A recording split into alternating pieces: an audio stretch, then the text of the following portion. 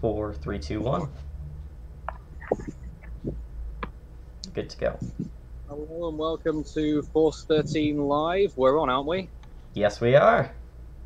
Good. That's the voice of Strat in the background. I'm Nathan Foy here on location in the Caribbean, although there is nothing going on here at this moment in time. We are tracking several systems that are active across the world right now. Hurricane Hector, which is split on and off for its Category 4 status, has been looking pretty good on the satellite. I'm sure our team will be telling you all about that in the minutes to come. We also have Typhoon Shanshan, which is developing. From what I've seen earlier, its eye is starting to appear a little bit more distinct, a little bit of struggling in the northwestern side.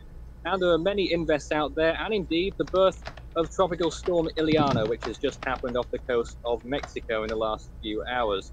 And also a new tropical depression over there as well. It's a fueled tropics right now, except in the Atlantic. And I'm going to hand over to the team shortly, but I'd just like to ask them, there's several people involved right now, but Strat, first of all, what's going on in the Atlantic with that system? 97L, there's not really that much going on to it. It does have a distinct circulation, but there's no real convection with it. It's pretty heavily sheared, not really that warm sea surface temperatures. It doesn't really look like much is going to come out of it. All right, yeah, that's what I thought indeed. Well, I don't know what else I'm going to say here because all I've done is had a very quick look at everything, but I can provide input for a few minutes. So I'll hand it over to Strat, who's going to be our informal or formal, it depends which way we look at it, presenter for the rest of the bulk of tonight's stream. Strat. All right, well, of course, as always, we are joined by the rest of our team today. Right now, we have David, Nelson, Lee, and Isaac here with us today. Why don't you guys all say hello? Hello. Good to be here. Good evening from New Orleans. And Hurricane Hector is just about still 5 days from Hawaii. A little bit less than that now, isn't it?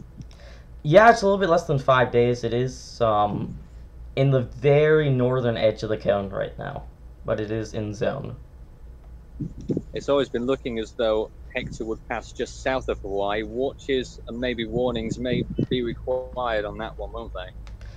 Yeah, they might put up some watches eventually, but it doesn't look really like a likely thing that will actually really impact them much. The models do indicate that it's actually going to go all the way into the Western Pacific. But it doesn't look really... Oh, I can hear you.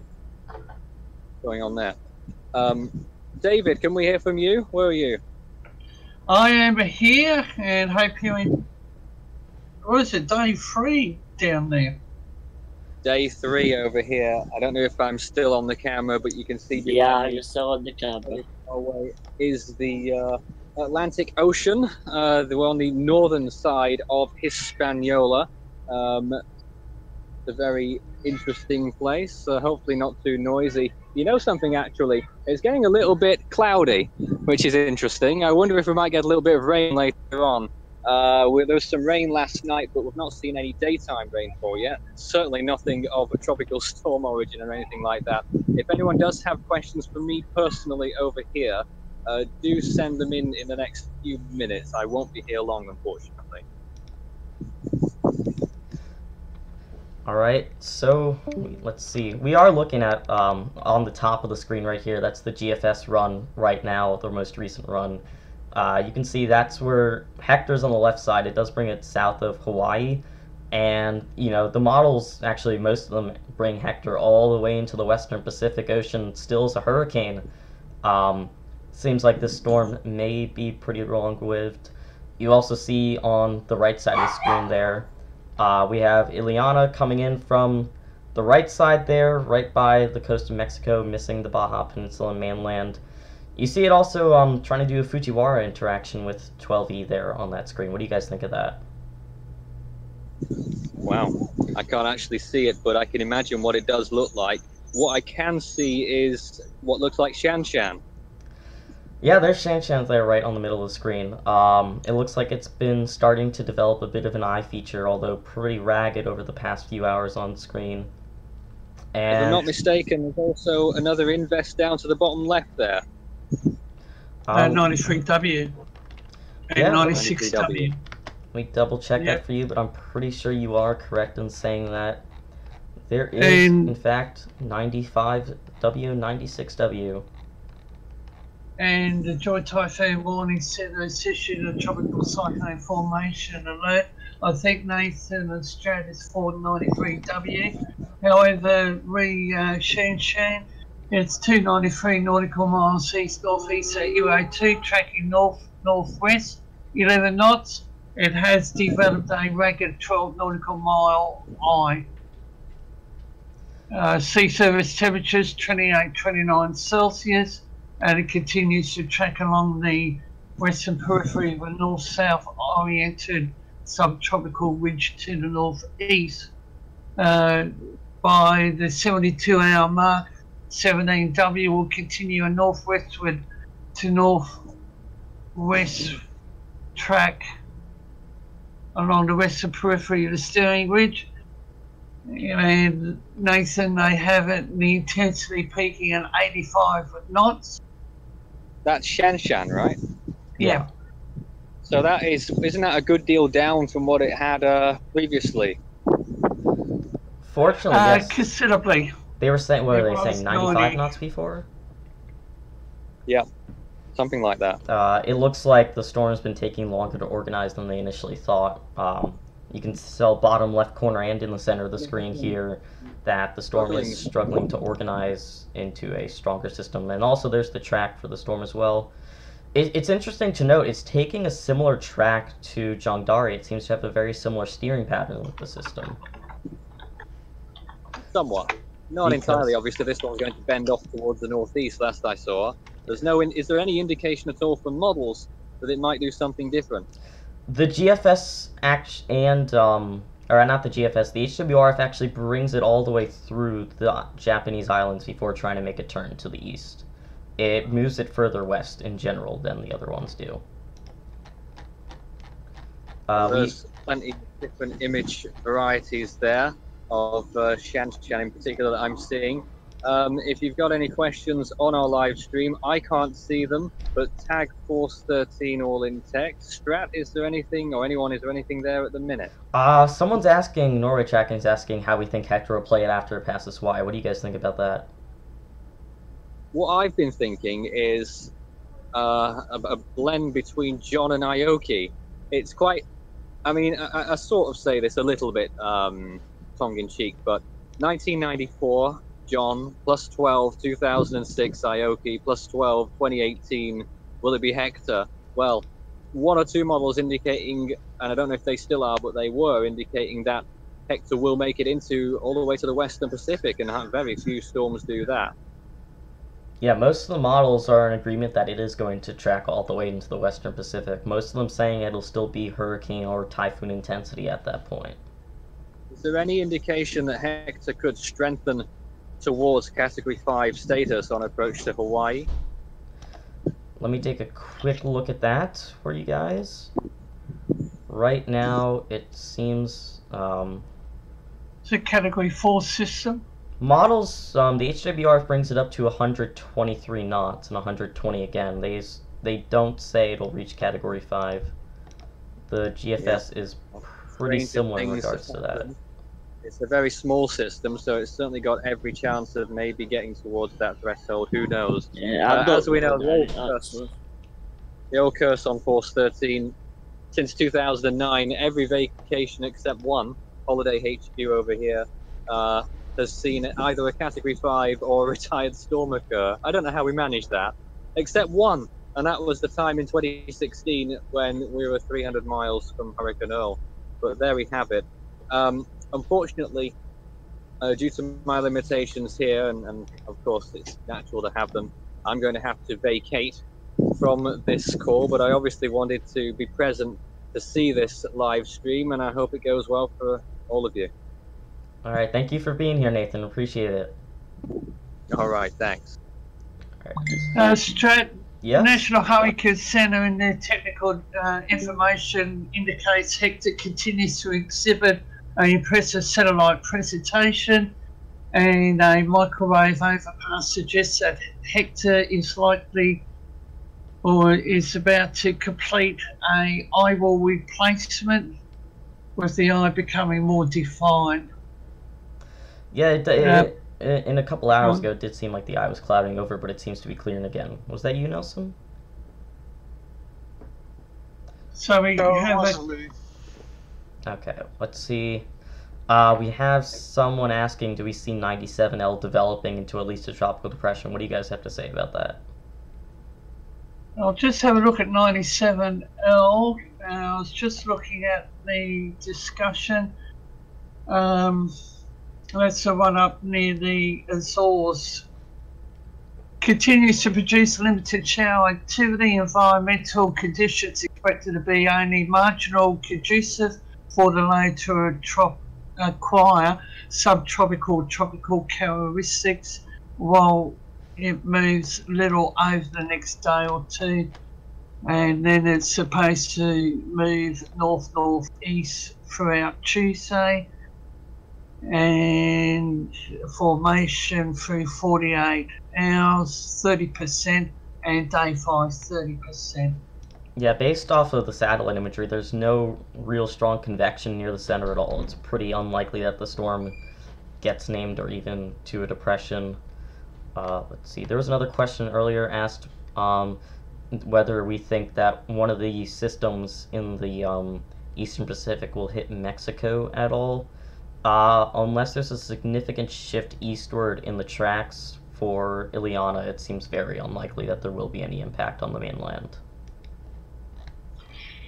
Looking at the National Hurricane Center's track, it looks like it'll be a northwest track, and it will become a hurricane.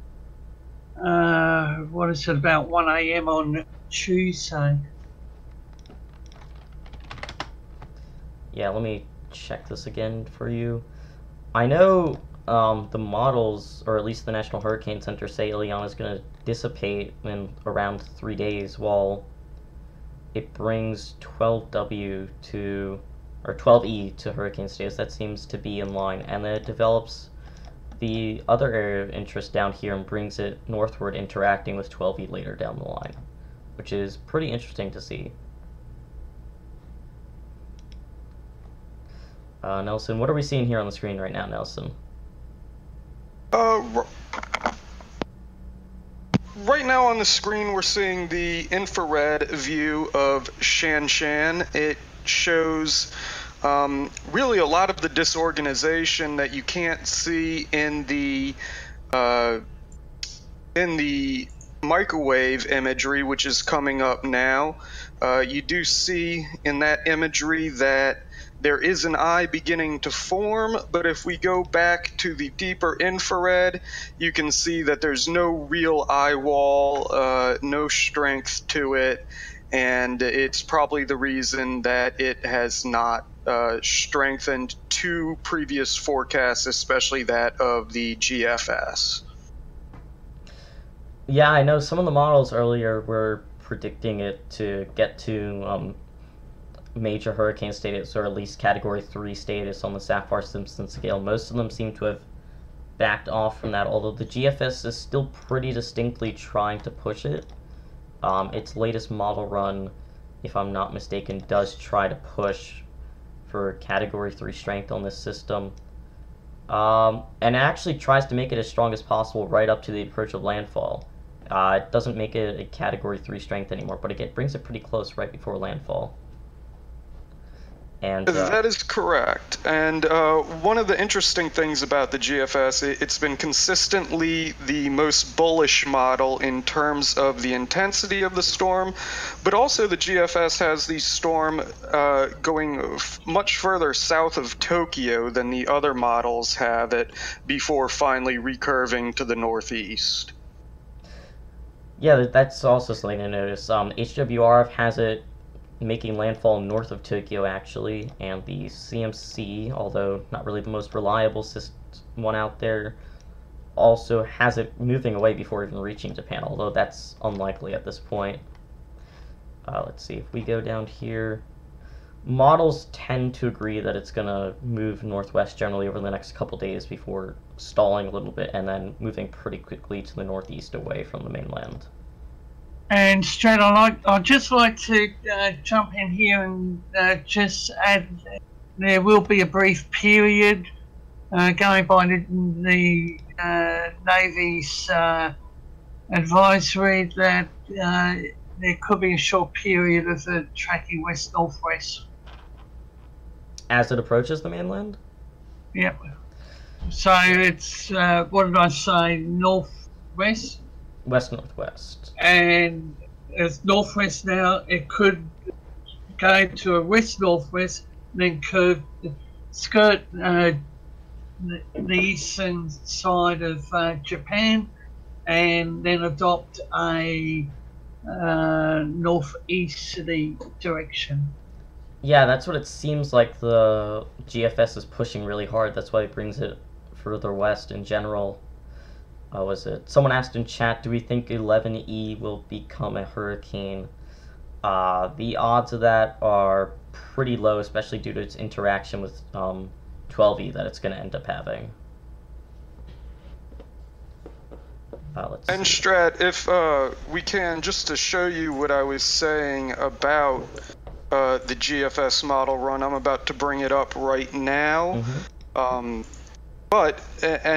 everybody has to be aware that this is not the official forecast. This is just an example of what we are talking about in terms of the GFS run. As you can see, it brings Shanshan into Japan, where it curves south of Tokyo towards Osaka, and then jets straight up Tokyo Bay on its way to dying in the northeast. Now, this is in a couple days. Again, this is not the official forecast, but it is one of the models that are part of the ensembles, and it just goes to show that we aren't completely sure at any time what's going to happen with these cyclones.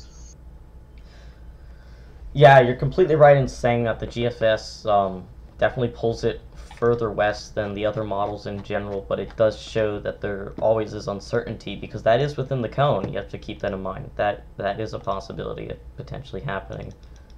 The Euro also pushes it a bit further west than the other models as well, which is also something to keep in mind with it. It's not as extreme, but it is a semi-similar pattern to what we saw with Jungdari. Not necessarily. I wouldn't say fully similar, but at least the movement curving back westwards towards Japan. And Dari were a lot different. Is that Hank here, if I'm not mistaken?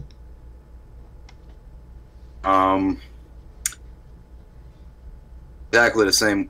That's what was Jungdari. Jungdari was a phasing event. This is just simply ridging, building, storm, and the mid-latitude westerlies. So ridge can build in for Shanshan to quick it will happen.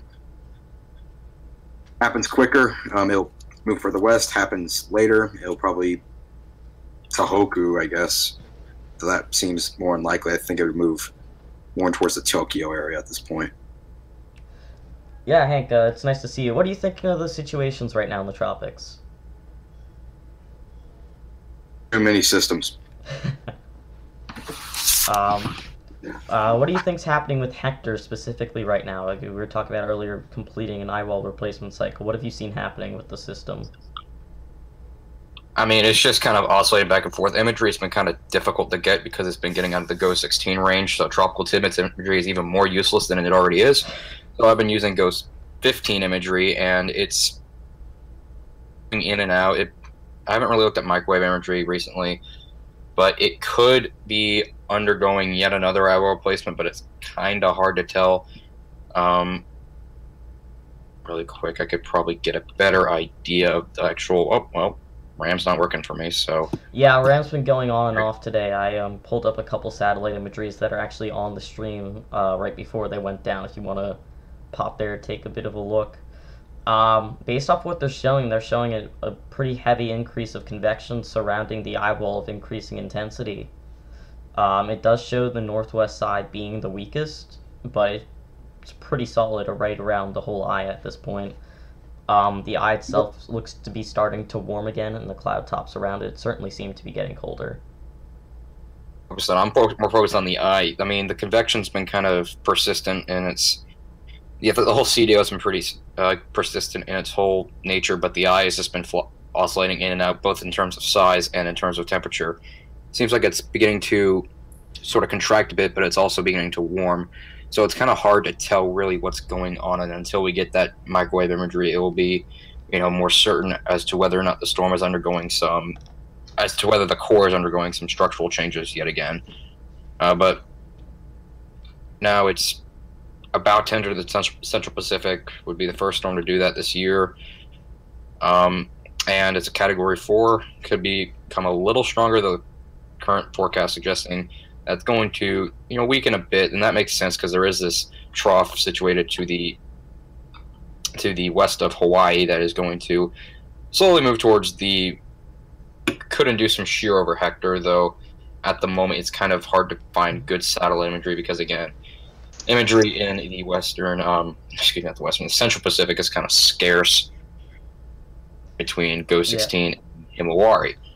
That being said, everybody in Hawaii needs to be paying close attention to the storm, as right now, if I need to check the latest cone, you are outside the cone, but that doesn't mean that you can't get impacts. You will still very likely see, rough seas, and if it moves a bit farther north, maybe parts of the southern Big Island could see some squally weather in the area that the volcano is also wreaking a lot of havoc in. So, the fact that, it's coming close, just don't think that it's going to hit directly. That's very unlikely. Yeah, it's a serious storm because it is. You can see the latest GFS run. God knows what it does after Hawaii. I mean, yeah, what do you think? A lot of the models bring it into the Western Pacific now as it would be a typhoon then at that point. Most of them have it, even though it's unreliable to say the exact location 10 days, 2 weeks out, models are very consistent right now, bringing it all the way into the Western Pacific as a typhoon strength system. Yeah, it's likely be, at around this time next week, maybe a tad bit later. So it's still kind of uncertain exactly where it's going to cross, but most of the models have been pretty persistent in showing it moving all the way into the Westpac, because they've been pretty persistent on this, on the subtropical ridge, kind of building on the international date line, kind of extending west towards Japan. They're not saying that Hector will impact Japan. It's way, way, way too early to say that, but it's a toss-up right now. It could curve to the north, and the Central Pacific could keep going to Westpac. It's way too early to tell. The good news is, after Hawaii, there are very, very few land areas that will be impacted by the storm, so it'll just be kind of a fun storm to watch, I guess. Yeah, that's really fortunate to see. And what are you looking at closer to Mexico with Ileana 12E and potentially 13E forming right behind it? I mean, this is why you don't discount the EPAC after an inactive July. That's all I'm gonna say. About people just kind of discounting it because it's been inactive. Up slider imagery and see if I could get a screen share going. That'd be great. If you get a screen share open, I'll pull it right over to you. All right, I got that going. There you are. This is you right here. Yeah. 1 second. Let me just get this. Okay, there we go. And okay. So here's the current imagery of the Eastern Pacific right now. Here's Ileana 12E, and then our other Invest 94E, that one is, and then here's Hector all the way over here. That'll be pretty much out of range of the GO 16 imagery, so that's kind of why it looks a little bit fuzzy for Hector right now. But the interaction between these two is going to be interesting to watch. It's probably going to be more in this area, and then potentially maybe with 12E, which at that point could be named John, interacting with whatever 94E becomes, as it's likely to kind of curve like this. But we'll see about that. In the near term, Ileana and 12E are likely going to go some sort of an interaction. 12 12E has a bigger influence right now than Ileana. So as Ileana kind of moves along the coast of Mexico, 12E is going to be doing the same thing. So if Ileana is a smaller storm, now they might be similar in intensities. It depends on how quickly 12E can get going. But if Ileana is weaker, it's currently, I believe it's expected to peak as a 60-mile-an-hour tropical storm. That's what the NHC just said. Okay, so if it's a smaller and weaker storm, then it'll probably continue. Maybe not that close to the coastline. It'll probably continue to move on like this. But then, as 12E begins to grow into a more bona fide tropical cyclone as it moves off this way, there might be a bit of an interaction undergoing over here. Now, I believe there could pull up a model to kind of show this. I believe the HWF would show it pretty well. Let's go to 12E. Let's see. Try to back up a run. Or I can't do that. And that's great. Yeah, I'd say just go to 11E there. Or not Hector. 1 second. No, not 94E. Actually, yeah. We could do this. We could see this. No, we can't. Okay. Nah, just go to 11E. That'll work just fine. See, yeah, the problem is that the run's not all the way back because it just formed. So 18Z. Okay, here we go. So this is what I was kind of explaining. So, okay, that's great. It shifts over to 12E because it kills off 11E. Yeah. That's what it does.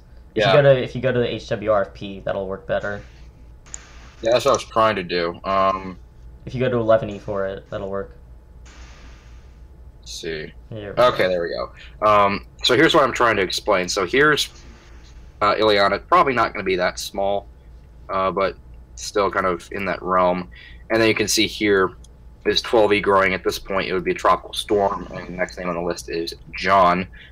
Depending on if 94E can get going, then the next name would be Christy. And you can see 12 is a lot bigger and stronger here than Ileana, so Ileana just kind of dissipates as 12E just moves along the coast of Mexico. Shouldn't make direct impacts, but dangerous surf obviously for Arizona to Baja. And if it gets close enough, maybe a squall or two or gusty winds, but that should be about it. And then you can see towards the end of the run, here's 94E over here, and that eventually begins to kind of curve off towards the north-northeast as 12E kind of fades, but the two might undergo some sort of Fujiwara in the near, by the weekend, I would assume. Someone akin to Hillary and Irwin of last year. Yeah. Though maybe not exactly the same, because, we don't have a third system right here, so... Yeah, well, it's a pretty active week in general if you go from nothing in July just to 4 storms within a week. The models certainly didn't pick up on it until yesterday, really. Yeah, that happens with these type of years. If you have a really active June, you normally end up with a pretty inactive July, but then August and September activity really ramps up. And you can see that here. I mean, June was extremely active, and July was very, very quiet, especially compared to the last 2 seasons. Yeah. And now its activity is just ramped up once again, not only with Hector, but now with Ileana, 12E, and potentially yet another storm in the form of 94E. So the EPAC is blown up. I mean, the MJO is in positive configuration. We have a lot of motion, the intertropical convergence zone is breaking down. It's pretty favorable for, for storms to really get going. And it might try and calm down a little bit after this, but I wouldn't assume it'd be too drastic, because the MJO might shift over towards the Atlantic. We might have to watch that later, but for now, it's kind of EPAC central right now. Yeah. I mean, some people were asking about 97E earlier. What are you looking at or 97L? What do you think of it right now? It's a joke. Stop paying attention. It's got no convection there around it. The odds are very much against it. It's entangled within an upper level low. It's very, in fact, I think I brought up some imagery of it earlier. Yeah, someone just put in chat asking if 97L has a chance to develop. Pretty much no, right? NHC gives it 30% odds. I say no. I say it has closer to like near 0, but that's just me. So we could see here in this. 1 second. Let's see if I can cancel these last 5 out. So you can see here, here's 97L. If you can't see it, don't blame you, because it's very, very hard to spot. This isn't it. This is an upper level feature that's been shearing it. This little naked circulation right here, that's the invest. So yeah, pretty pathetic indeed.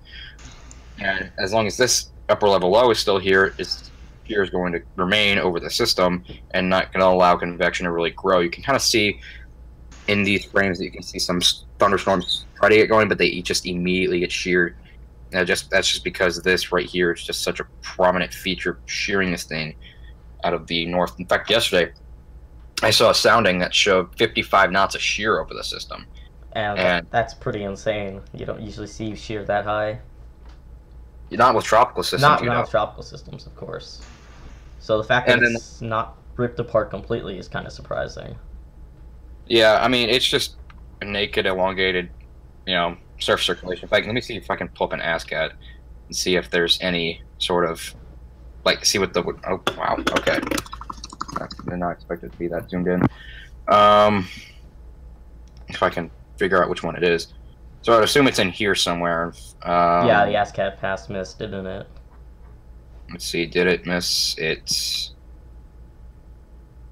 okay, one second. It didn't, actually, no, it didn't. But you can, well, it did, but you can see here it's very broad. You can see what's around very disorganized and very trophy, so yeah, I wouldn't get my hopes up on this one. I have way too many tabs open. Yeah, I wouldn't get my hopes up on this one. Wait till later in the month for some Atlantic activity, I'd say. Yeah, and someone's asking if there's a chance for another hurricane in the Eastern Pacific. I'm pretty sure, was it, National Hurricane Center says 12E will become a hurricane, and then models indicate that 94E will probably reach hurricane intensity as well, but at least with 94E, it's much more uncertain than 12E. 12E, the models and National Hurricane Center themselves are pretty confident in intensity. If you actually look to the top of the screen, you can see 12E come out from the very right side as a Category 2 hurricane, according to this model run from the GFS, before interacting with the 94E, which also predicts it to be a typhoon as well. So that's the current state of affairs there. It is in odds for hurricanes. And then, back to Shanshan in the Western Pacific. What are you looking at with Shanshan right now? Oh, are you talking to me? Yeah. Okay. Hey, honestly, I've been paying too much attention to it because I've been kind of focused up with other things in, well, life. So, what I have seen, though, is that it didn't really get going as fast as I initially anticipated. It looked like a pretty classic, rapidly developing system. Yeah, I remember you typing about that 2 days ago, and it just seems like it hasn't panned out that way.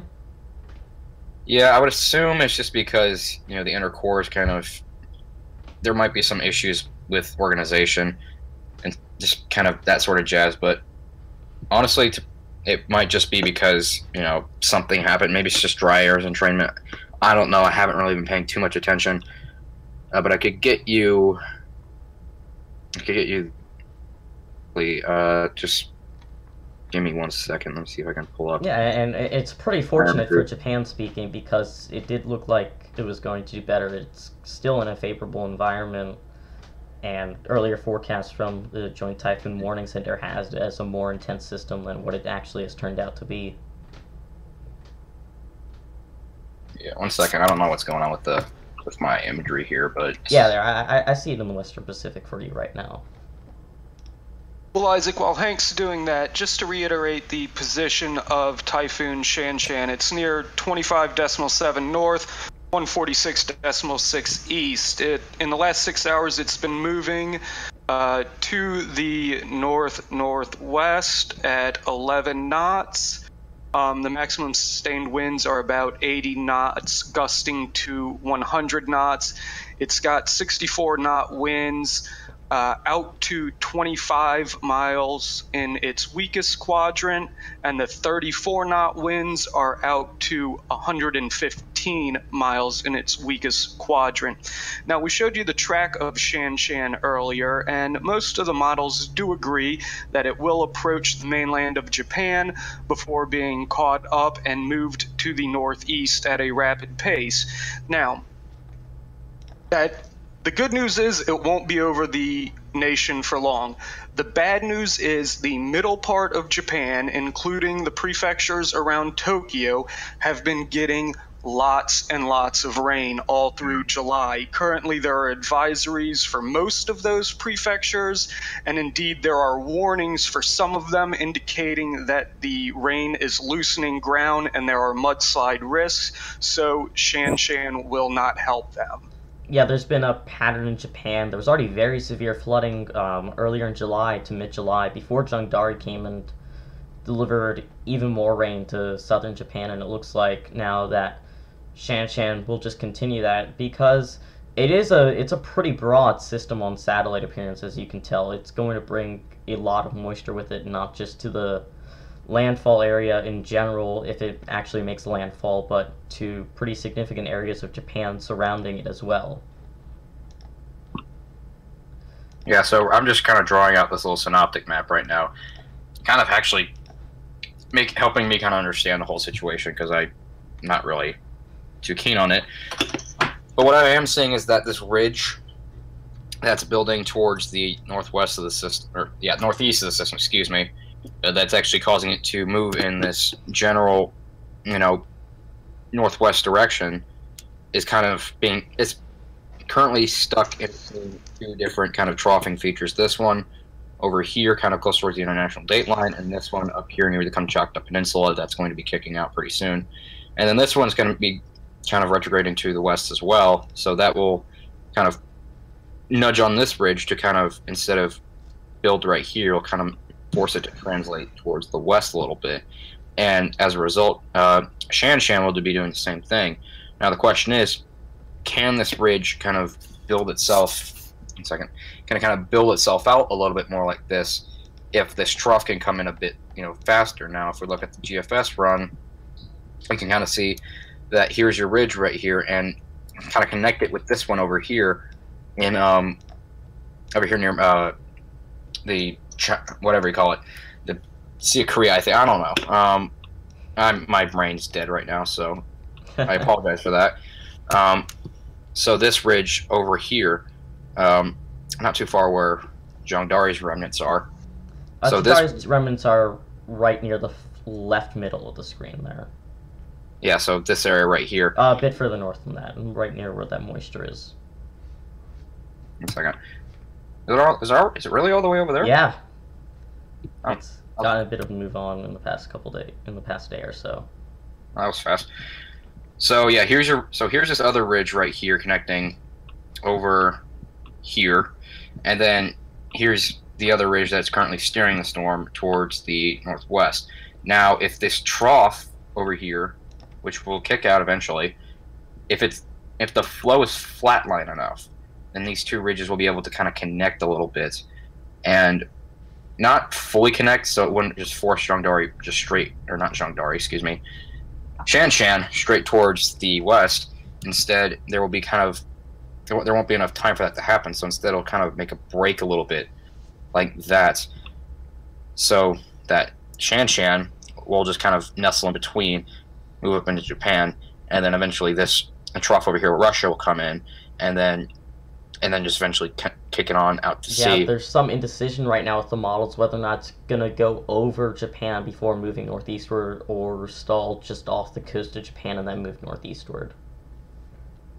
Yeah, that might be due to it depends really on how strong either this ridge over here is, or this ridge over here. Yeah, and you're really hoping for the latter, because that means not only less wind impacts the island, but having it go over the mainland is going to wrench out more rain from the system and make flooding there already even worse, rather than having it stay just offshore. Sure, you get some rain from it, but it won't be nearly as bad if it stays offshore in general.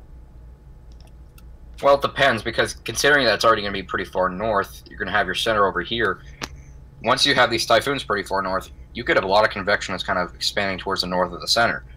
So in that case, you would have quite a bit happening in this portion of the country. And as Nelson said, Japan really doesn't need more rain right now. So if you have that happen and the storms stall offshore, then it could come in maybe as a weaker system, but it would still deliver more rain. Now, if it comes in like that, you might have a more intense landfall, but you wouldn't receive as much rainfall as if you would if it was kind of come in kind of like this, kind of stall a little bit and then kick out. Yeah, models are pretty indecisive over it right now. I know the HWRF actually brings it right over the mainland. GFS stalls it right offshore and then moves it northeastward into making a Tokyo landfall. And then the Euro brings it further west as well towards more central Japan rather than Tokyo. Yeah, so I think what's happening there is that, yeah, the GFS is kind of showing that both the ridges are stronger. So in that situation, where's the tab? So yeah, in that situation, if you have these two ridges over here kind of bottling the system up, then you have opposing flows. So one out of the north here, and then one out of the south here. So then you have the storm kind of stuck in the middle, kind of stalling out. This is similar to what happened with Harvey in Texas. Not saying it's going to be anything like Harvey, hell no. But this is going to be one of those storms that might stall out depending on if this ridge becomes a little bit stronger, then it could kind of slow the progress of the system down just enough to maybe cause more enhanced flooding impacts, which is obviously what we don't need, and until it actually kicks out. So, yeah, really, just watch this ridge over here in the Yellow Sea, I think it is. Yeah, I don't know. My brain's dead right now. I apologize. So yeah, so in that case, it would then kick out to see if this is a little bit weaker or a little bit farther west. So, you know, we just have to watch that, and then, you know, the timing of this trough up here. So it's kind of, bottom line is that if you're living in this portion of Japan, really, actually, anywhere along the archipelago, you need to be watching the storm pretty closely. I know you just had Jeongdari move through, but, you know, it's typhoon season. You will come up kind of like this. I mean, another really unusual track. This has been kind of interesting. The tracks for these storms have been really, really bizarre. I mean, Jeongdari just kind of did a phasing event right here, and then took a track kind of like that. That's ungodly. This is coming up in a kind of a general direction. May hit the same general area and then kick out. These storms that hit this portion of coastline from over here are very, very rare. And, you know, if they were to happen, this would be the time of year for it to happen, because you don't have all these, you know, the really powerful typhoons building on down in the south and then coming up and curving, because that's the normal track for a Japan typhoon. But when you have these sort of, you know, July, early August systems, they tend to kind of do this, but they normally tend to be further out into the middle of the Pacific, and they don't usually tend to stick around Japan as much. So somewhat kind of similar to what happened in 2016, where we had a lot of, you know, stuff up here. And then once we got into September, the main typhoon season really got going down in the tropics. So, you know, it's just unusual, but, you know, nothing we can really do about it. Just, you know, pay attention to the storm if you live in Japan. Yeah, and pay attention to local authorities for any information in your local area. So. Yeah, and some people are asking about Hector again. You know, what are you thinking of the system now? People are asking if it's going to strengthen further. What are you going to say about that? Well, Hank, before you answer that, the NHC has just put out its newest update on Hector, located 14.4 north, 138 west. It's got sustained winds of 130 miles per hour, and it's moving west at 14 miles per hour. The minimal central pressure is 952 millibars. They expect a little change in the strength tonight and tomorrow, but after that, they expect it to weaken through Wednesday. The hurricane force winds extend 30 miles from the center, and tropical storm force winds extend 105 miles from the center. Again, Hector is located at 14.4 north, 138 west, with maximum sustained winds of 130 miles per hour. Sorry, I just needed to shovel that in there. Yeah, that was the advisory issued about 2 hours ago. So, Yeah, Hector's still a Cat 4. I think Was a Cat 4, not Cat something 4. to keep track of with this thing. It is, like Nelson stated, a pretty small system, so it is prone to sudden intensity fluctuations, especially as it's going through an eyewall replacement cycle. You can see some bursts of intensity or sudden weakens. Based on satellite appearance, it's getting a more round shape and uniform convection around the eye of the system, at least lately in the past couple of hours. Yeah, what I'm seeing now is not really changing too much. It's becoming more of an annular cyclone as time progresses, but you know, it's kind of still hard because we don't have exact microwave imagery because it seems like this eye is kind of going in and out. I don't believe there's an eyewall placement going. I think they're talking about it finishing earlier today, actually. Yeah, the thing with these small storms is that they can undergo a lot of eyewall placement cycles in a pretty short amount of time.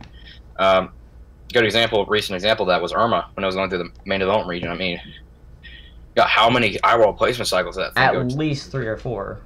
It was definitely more than that. It was ridiculous. At least 6 throughout the time until it became, you know, Cat 5 before it hit the Leeward Islands. But I'm not saying Hector's going to be anything like Irma. I'm just saying that, you know, these smaller storms tend to have, you know, more frequent eyewall placement cycles. Because remember, Irma was tiny in the Eastern Atlantic and then slowly grew as it progressed west. This is a pretty small storm, and you can have sort of fluctuations like that. Though I don't believe there's an eyewall placement cycle going on anymore. That eye just seems like it's just kind of trying at this point, and its temperature is not really changing within the eye. Its CDO actually is looking more, you know, I guess round and more symmetric. Though convection does seem to be a bit stronger on the east side of the eye than it does on the west. But again, you know, pretty solid Cat 4, I would say. Could get a bit stronger, kind of depends again on the timing of that trough over Hawaii until it starts to get sheared. Probably by tomorrow it might begin to start, and then really getting going by Tuesday. And then Wednesday should be the closest approach to the big island of Hawaii. Wednesday afternoon, I think it said. Let me check that really quick. Something interesting to note with Hector is that, you know, the models tend to weaken it as it passes the islands. Interestingly, though, some of the models, once it passes there, as it continues into the Central Pacific, want to re-intensify the storm pretty significantly later down the path of its life. Yeah, I have noticed that. I do as think it moves into the Western Pacific. Yeah, I do think that after this trough kind of kicks out, it will be left in a more favorable environment. So I think that maybe by like Friday, Saturday, it would start to, kind of get back to its former self, potentially. But again, it kind of depends on the timing of that trough. Because if I pull up Central Pacific, so yeah, you can see that kind of see that here. You can see this trough kind of building in over here, and then this ridge in between Hector and the subtropical jet. That's going to be more of the cause of the shear in the short term, but then after that should kind of translate over towards this trough, and you kind of see it starting to lift out more, and then Hector, this model doesn't particularly show it, but then at the very end, once it gets in the westback, it starts to re-intensify. Keep in mind that this is pretty far out in time, though, so nothing is really set in stone quite yet. Though the good news is, if it were to re-intensify out in this area, there's absolutely no land masses. There's no land. It's a fish storm, so it's pretty nice to see that it isn't really going to threaten lands at all. Someone's asking what's going on with potential Fujiwara between Ileana and 12E. If you bring up the satellite for there, they are pretty close together. You were talking about the dominant struggle between the two of them earlier. Yeah, again, Ileana is the smaller and probably wound up being the weaker of the two systems. So by the time because MHC said it's going to dissipate by, Thursday, I think? Wednesday, they Thursday? say 3 days out at this point. They say complete dissipation of 3 days. Yeah. Oh, that's interesting. That is, as of 9 minutes ago, the government of Mexico has issued a tropical storm watch for the coast of Mexico from Lázaro Cárdenas to Cabo Corrientes. Yeah, you stole the words right out of my mouth. So intermediate advisories will start to be issued in the next hour. yeah, so now we're going to see advisories for Ileana every 3 hours. This statement coming out pretty recently, within the past 9 minutes. So yeah, tropical storm watch for the areas that Strat mentioned earlier. So yeah, here's the updated cone. You can kind of get a visual of that. I can see why they did it. I mean, that cone's pretty close, so I can understand why they did that. Yeah, they're using I'm guessing the basis that they're saying 12E is going to try to push the storm a bit further east than earlier forecast. Yeah, it's looking like it's going to dissipate a bit earlier than I thought. So they're saying it's going to be done by Tuesday. And that's when 12E should really start to get going. Yeah, that's when it becomes when 12E becomes a much more dominant system. I think the thing to note, regardless of that, is that was it 11E Ileana is still going to be bringing pretty heavy rainfall to the western Mexican coast. So even if it dissipates offshore like that, it's still going to be delivering heavy rain, and that's still a risk, along with rougher shores. Right. You know. Right. So yeah, with a tropical storm watch, even if this is kind of a weak system and not very intense, you're still going to have the threat for heavy rainfall, localized flooding, all the stuff that you would normally see with kind of a weak tropical system. Even if it's offshore, you could still see that happening. So the states of like kind of in the general vicinity of Manzanillo is where we would kind of expect that to happen, maybe a bit further inland as well and along the coast. So yeah, even if it's dissipated, you could still see quite a bit of dangerous amounts of rainfall. So that's really the main thing with this, I would assume. Nothing really in the form of wind impacts, though. We could get, what does the forecast discussion say? That's the wrong storm. It says 60 miles an hour. Okay, so yeah, that would be offshore, but you could still get some pretty gusty winds moving onshore, occasionally with the stronger squalls. Yep. 12E will probably be a stronger storm, but it's going to be farther offshore. So impacts for that storm will be pretty limited to just gusty winds, maybe along the immediate coastline, and then obviously rip currents, rough surf, all that sort of stuff. Exactly. And then if it gets on the eastern side of this cone, you could see a few spiral bands moving onto the Baja, but apart from that, we're not expecting a direct impact from this storm. Yeah, looking at the GFS run at the top of the screen, you can see 12E get semi-close to the Baja Peninsula. You could definitely see some, at least maybe outer bands from that kind of system impacting the area. Let me just see this really quick.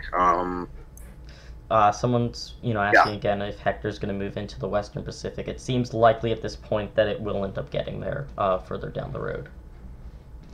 Yeah, a lot further down. It's not. Keep in mind, it's not even the Central Pacific yet, although it will be in the 12 hours. It's probably going to be there before the end of today. Yeah. So, I mean, we don't really see these East Pac to West Pac crossers very often. The only examples I can think of are John of 1994 and Dora of 1999. And Genevieve of 2014, but that kind of dissipated and reformed, and then became a Cat 5 and then dissipated. So, that storm, I guess, is kind of more, it's the weaker of the. It's an oddity. And I feel like Hector probably followed more along the Dora path. I don't think it's gonna, it would probably maybe something like John, but probably further west and not lasting nearly as long, or maybe probably not even becoming a Cat 5. But that's kind of, if it does become a Cat 5, then cool. If it doesn't, then whatever. I know. If I personally check the GFS run all the way out in the Western Pacific. You can pull it up yourself as well. It shows Hector day 16 all the way out there pretty far south in the Western Pacific, maybe just trying to make a turn then. GFS only goes to hour 312 on 18Z right now on my screen at least.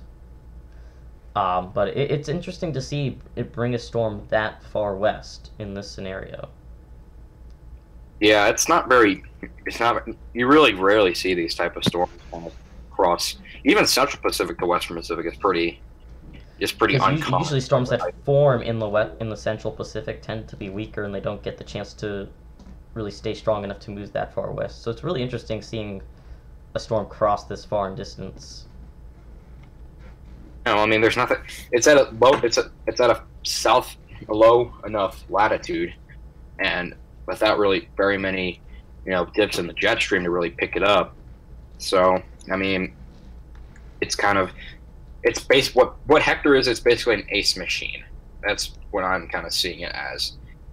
I mean, it currently has what I think produced 14 units of ace, and it's going to continue to produce a pretty high level as it continues to move westward. Yeah, we could easily see ace go into the 30s, 40s. If it survives long enough, maybe the 50s. But that might be a bit of a stretch. It kind of depends more on the intensity because we know it's going to be long-lived. That's pretty undeniable right now, but we just don't know how strong it's going to get. It might cross into the Westpac as a depression, might cross into the Westpac as a Cat 5. Who knows? Well, might not cross in at all. So it looks it's based just one on of those things. The models in general that it might be at least hurricane strength through its whole journey to the Western Pacific at this point. That's what I'm generally saying too. Yeah. Let's see. Europe. Yeah. The HWR still has it as a. It still has it as a 75 knot hurricane, significantly past Hawaii at a little over 5 days out right now. Yeah, that's kind of in line with the NHC forecast. Or, I mean, I think the NHC is actually a bit more bullish. If you want to pull up their homepage and go to Hector's forecast for them, let's see. They say that it's they keep it just about the same. They're close to being in line, but NHC says a tiny bit stronger than what the HWRF says. Not by much though. I'm interested to see what the Central Pacific is going to say because it's a completely different agency, so they could completely change up the intensity forecast. They've done that in the past, so I'm just kind of interested to see what that's going to bring.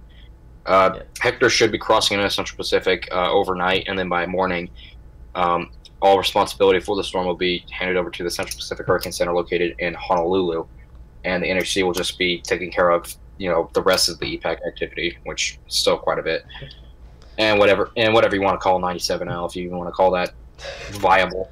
Nah, that's really much. Someone's asking how much rainfall we think we might see here from Hector and Hawaii. It looks like because of the size of the storm, you might get a couple outer bands. Unless it really expands more, then the odds are Hawaii will fortunately miss out from a significant impact from the system. Let's see, what I'm seeing is that you probably won't see very much rainfall.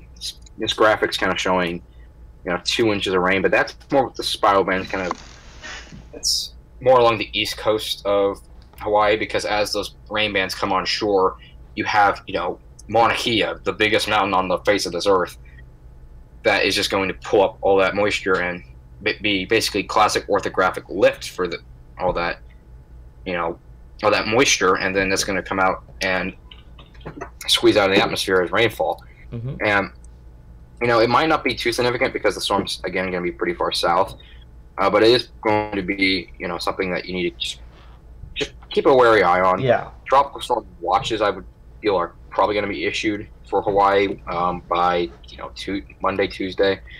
So again, we'll just have to keep an eye on it, and especially for those who are kind of close towards the south of the island, where Kilauea is still causing a lot of problems. It's important to keep an eye out for this. Yeah, it's important to keep an eye out because the last thing you really want when dealing with a volcano is to be having another form of Natural potential destruction. Someone's trying to tell us that the GFS brings Shanshan to 897 millibars. I think something just to mention, you've said this countless times, that the GFS has convective feedback issues, so it's not really going to correlate correctly.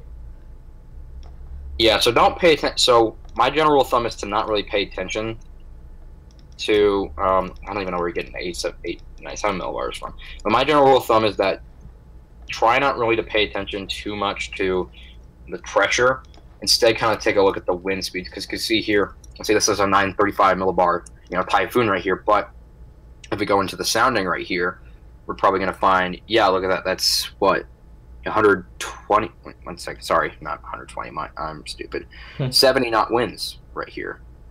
So that's 70 knots and 935 millibars. Yeah, that doesn't go. Does not correlate at all. Does not correlate at all. I mean, So 70 knots, that sounds a lot more realistic than 935 millibars, which is normally associated with 120, 125 knot winds in the Westpac. So, I mean, lower your winds by 50 knots. Yeah. Alright, well, we're just at the end of the hour here, so we're going to have to cut off the stream here, guys. I want to thank everyone for coming out to watch. Thank you guys for joining me and helping commentate this. I really appreciate it. Hopefully we've been of some help today. Make sure to check us out on YouTube here at Force13. Subscribe if you haven't already. We're on Facebook and Twitter at Force13, all in text. We also have a Patreon if you guys want to support us there to help the channel grow bigger and better as time goes on. That's also in the description of this stream. And although this isn't in the description of the stream as well, if you want to help join our Discord for Tropical Weather Chat, add Fool13 at extension 9094 on Skype, or Force13 on Skype, or Discord. Fool13 at extension 9094 on Discord, or Force13 on Skype. We also have our other channels as well, more local and regional, if you guys want to see it as well. Anyways, guys, thank you so much for watching. Hopefully we've been able to help providing some information today. We'll see you at the next stream or next update. Take care. Good night, everybody.